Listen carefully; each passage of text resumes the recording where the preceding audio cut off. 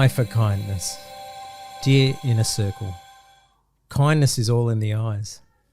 There's a gentleman with whom I trade terrible jokes on a weekly basis.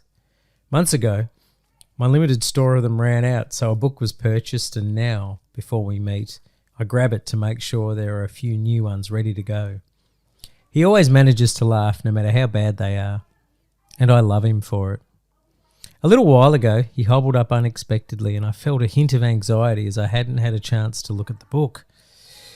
The worry within me shifted as I looked into his face and saw not the usual smile, but a twinge of pain.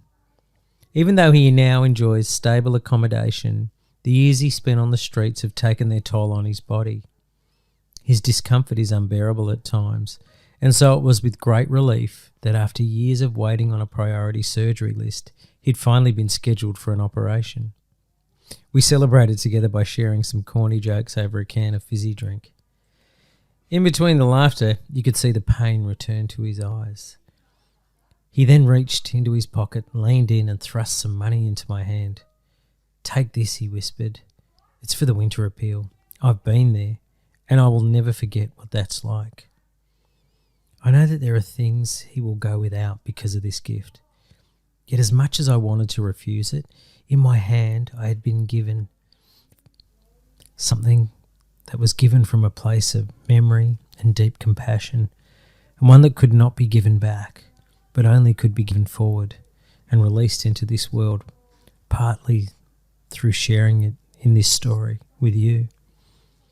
Next Wednesday, on the 21st of June at 6 p.m, a few of us will gather together on the longest night of the year in Martin Place. Can you imagine anything lonelier than dying on the streets with no one by your side? No one holding your hand. No one whispering words of love when you take your last breath. And often then no funeral for the people who knew and loved you to gather in your honour. This is the reality for so many of our rough sleepers, and Wednesday's service is a chance for us to remember and name all those whom we have lost in the past year. Please join us if you can. After the service, some of us will head back to the Wayside in time for the State of Origin to kick off.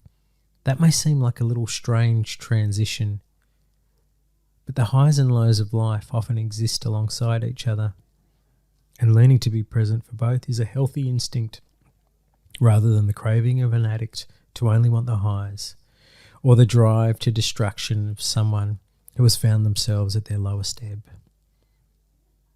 A wise navigator recently showed me how to move seamlessly between despair and hope when he so bravely carried himself through the depths of pain, to shared laughter, to a moment of the greatest compassion, and then back, finally, to telling me a corny joke. And I love him.